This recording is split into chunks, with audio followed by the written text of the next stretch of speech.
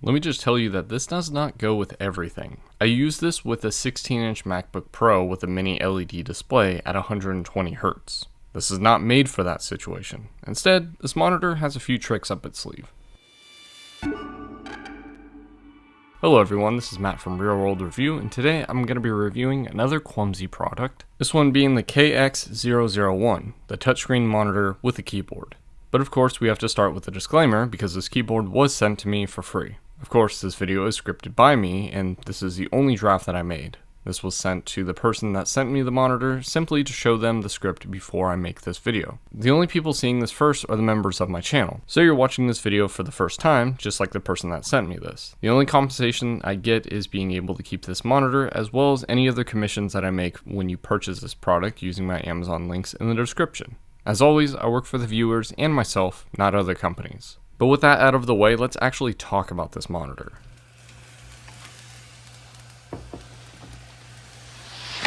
Let's start with the keyboard. Yes, this is a 15.6-inch 1080p LCD display that has a multi-touch screen, but there are some weird parts about it. First of all, I wouldn't recommend buying this for the keyboard unless you don't need that keyboard.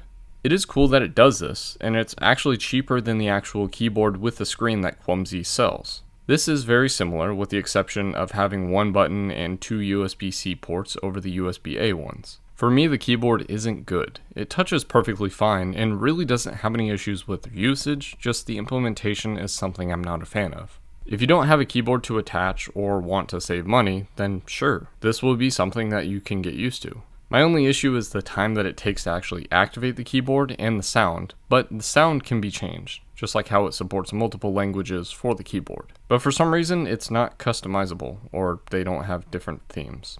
Kind of strange. As for the screen specs, it is a 60Hz display. This is pretty normal for a monitor, especially for the price and size, but runs at 220 nits for the brightness. This is also something that I can only find on their website. For me, it's pretty dim when sitting next to a 500 nit 120Hz monitor that would cost over $1,000 if you could buy it as a monitor. Instead, this $260 or $210 monitor, depending on how you look at it, has a lower brightness 60Hz display, but with a touchscreen. For Mac, it's kind of strange and kind of hit or miss, but for Windows, it's actually not that bad. Hook this up to a machine that has a similar display, or one with a broken screen, and you actually get a decent Windows monitor. As for the frame, this is a pretty durable looking build, feeling sturdy and actually made of aluminum, though I'm not going to drop test it. It feels kind of heavy at about 4 pounds, but also feels like nothing when you carry it under your arm. It helps that it comes with a stand, but you can also run it as a tablet. So you have the options of like an iMac style, a rotated portrait style, flat, or even a studio design, with the 2-level kickstands on the back.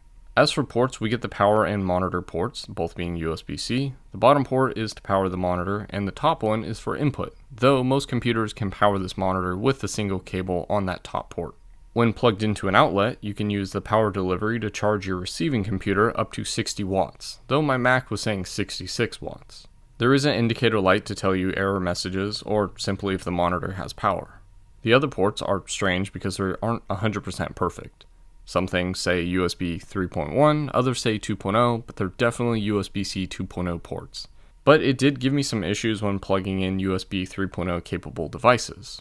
I feel this is more for plugging in a mouse or keyboard rather than flash drives.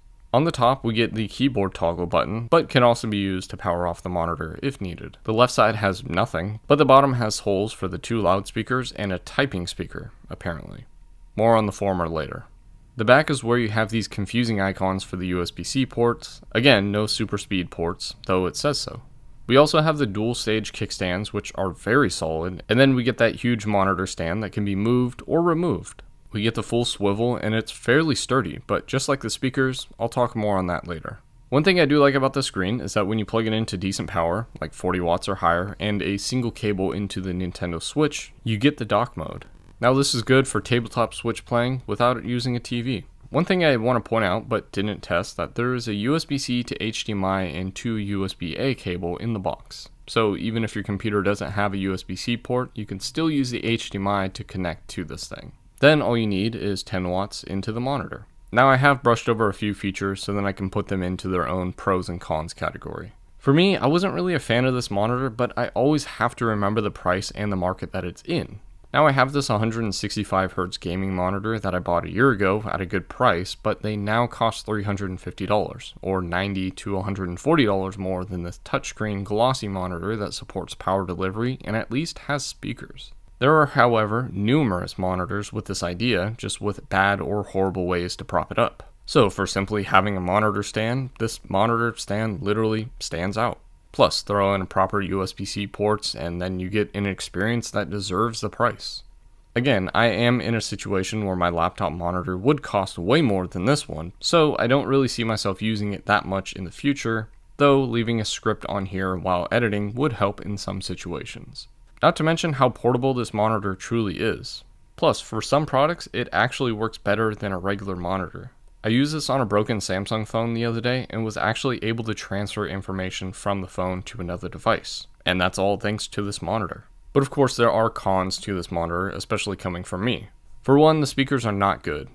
At all. For the Nintendo Switch, it was okay, but when I plugged it into my computer, the quality was not only bad, but also not loud at all. Ironically, the quality is very similar to some cheaper Windows products, but not better than most premium phones. As for the keyboard aspect, sure, it is good to have. I just feel like if the transition was faster, it may be a better feature.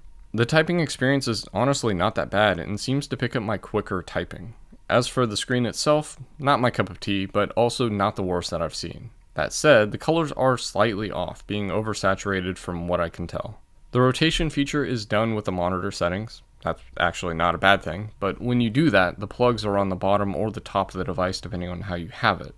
Having the input be on the back of the device would make more sense, but affect the studio aspect of this monitor. Then the monitor stand is good. It's very maneuverable and very sturdy, except for when you touch it.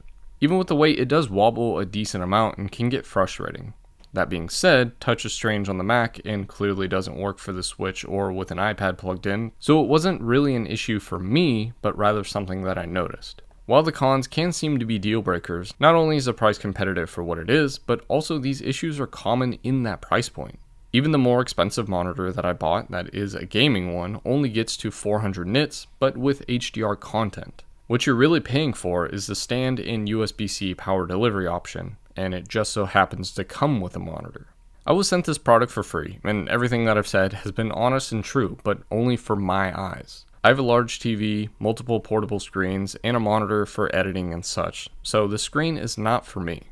That in mind, I do understand that this would help out some people. In an office setting, this would be a nice addition to another monitor. If I broke the screen for my laptop, it would cost me $650 to replace it with a used part. In that situation, I could see myself going for this, which would be a much cheaper alternative. This is also obviously good for displaying things. Match this with a mini PC, Raspberry Pi board, or a Nintendo Switch, and now it all makes sense. If you're trying to add this monitor to a high-end compute system, you're probably not going to be happy with this. But if you're going for a cheap monitor with a purpose, this could definitely be an option, especially with the included 30-day refund and replacement policy when bought with my Amazon link in the description. This also helps the channel if you do decide to keep it. And that concludes my review of the Kwumsy KX keyboard with a monitor. This is obviously not for everyone, but hopefully I helped in the decision for whether this setup is for you. Thank you Kwumsy again for the option to review this product, and thank you, the viewer, for watching my videos so I can get more options to review more products. All links will be in the description, and as always, thanks for watching.